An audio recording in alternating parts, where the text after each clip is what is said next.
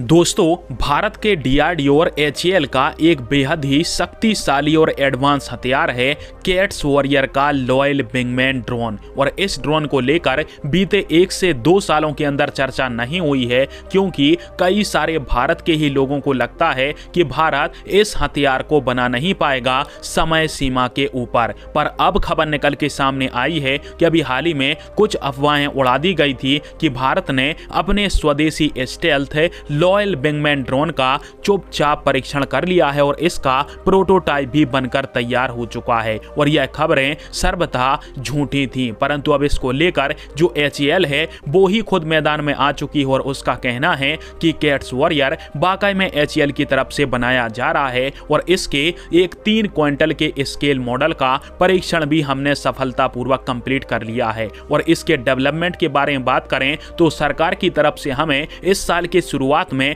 यानी 2024 के शुरुआत में ही इसके फुल स्केल प्रोटोटाइप को बनाने के आदेश मिल चुके थे और जल्द ही इसका प्रोटोटाइप निर्माण हो जाएगा। और इस प्रोटोटाइप को 2025 के मध्य तक हम भारत और दुनिया के सामने लाकर रखेंगे। और रही बात पहले उड़ान की, तो इसकी जो पहली उड़ान है वो 2025 के लास्ट के महीनों में ही हो पाएगी। और यह जो जानकारी है वो खुद एचएएल की तरफ से दी गई है और उसके ऊपर आप सभी इसका आर्टिकल भी देख सकते हो, जिसमें एचएएल की तरफ से उन अफवाहों का सख्त तरीके से खंडन किया गया जिसमें बताया जा रहा था कि भारत ने एचएएल के द्वारा बनाए जा रहे कैट्स वॉरियर के लॉयल विंगमैन ड्रोन का गुप्त तरीके से परीक्षण कर लिया है। हालांकि यह जो हथियार है वो जल्द ही भारतीय वायुसेना को मिलने वाला है। इसकी कुछ खासियतों की यदि हम बात करें तो यह है स्टेल्थ तकनीक से लैस बिना पायलट के उड़ने वाला ड्रोन है जो कि करीब 11 क्विंटल वजनी है। साथ में अपने साथ हथियार और मिसाइलें भी ले जा सकता है अपने अंदर रखकर,